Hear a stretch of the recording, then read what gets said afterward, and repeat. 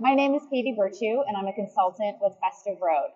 We're on a mission to create better travel and meetings management, and we're here at GBTA Convention today talking with Karen Hutchings from EY about trends that we're seeing around travel and meetings management. Welcome, Karen. Nice to have you here. Thank you very much. And on day 3 as well, voice is nearly gone, but yeah. hanging in there. Great. So we're talking about the macro trends. Which one have you chosen about to talk today? So the one I've chosen is take the lead or be directed. Okay. All right. Very fitting, I think, especially from a travel manager point of view. And why have you chosen that trend? I think the reason why I've chosen it is because I think we're still in an industry that stands still a little bit too much. And so we can either be accepting of that, or we can think about how do we change it, how do we develop it, how do we move it forward. And so our ethos has always been a little bit to challenge the status quo. And so we don't want to be standing still ourselves. We want to take the lead and move it forward, basically. So that's why. Okay. And what are some examples of how you're doing that within your program, your company?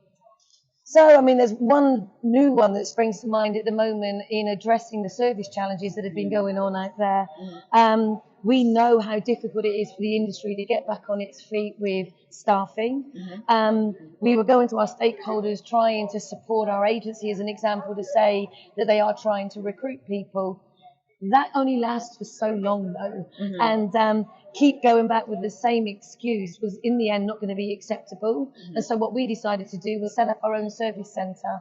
So it was easier for us to recruit people, actually, in India and the Philippines to be able to set up a service centre. And so what we've done is actually now using our own telephony. We are now the first point of call from a service perspective in our 2 test markets, which was Australia and Singapore.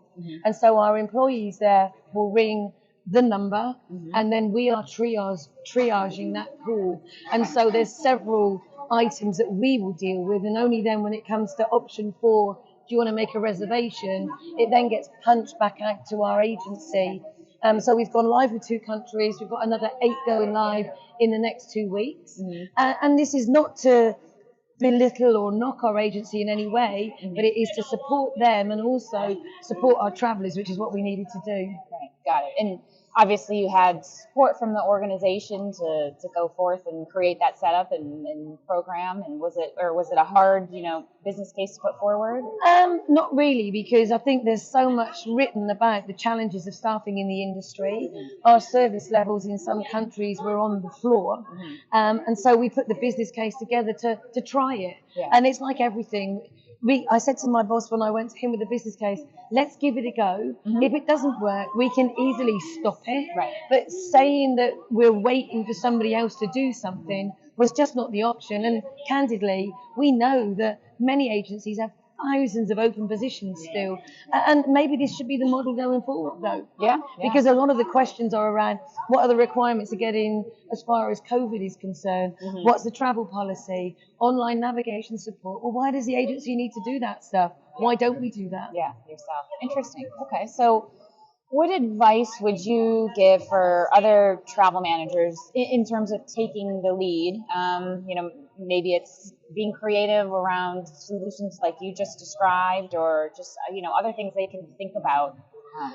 I always think, for me, is about the relationships you build within your organisation. If you build strong relationships within your organisation, you get to be seen as subject matter expert, then you can actually get most things through. A business case has to be robust, but if it makes sense and you're seen as a subject matter expert, then you can get most things approved. And so, the ethos that we have is the more people we know in our organisation, the more senior people we know, the more difference we can make. And so that's what I would say to anybody out there is build your network internally, build those relationships, use the expertise that are out there, share with your peers, like the round table that Festive Road did for us that one time, with all of our peers talking about problems, then come up with solutions for it. And I think if you're seen as that expert, you can get anything through, and don't be afraid to put it forward. Yeah, I think that's really good advice, because there might have almost been this stigma before of keeping the head down, because if no one bothers you about travel, then things must be good. And this is definitely a more strategic, take the lead approach. Exactly. All right. Well, thank you for joining us and sharing your thoughts about this trend, Karen. Oh, thank you for having me. Absolutely. Thank you all for listening and helping us to create better travel and meetings management.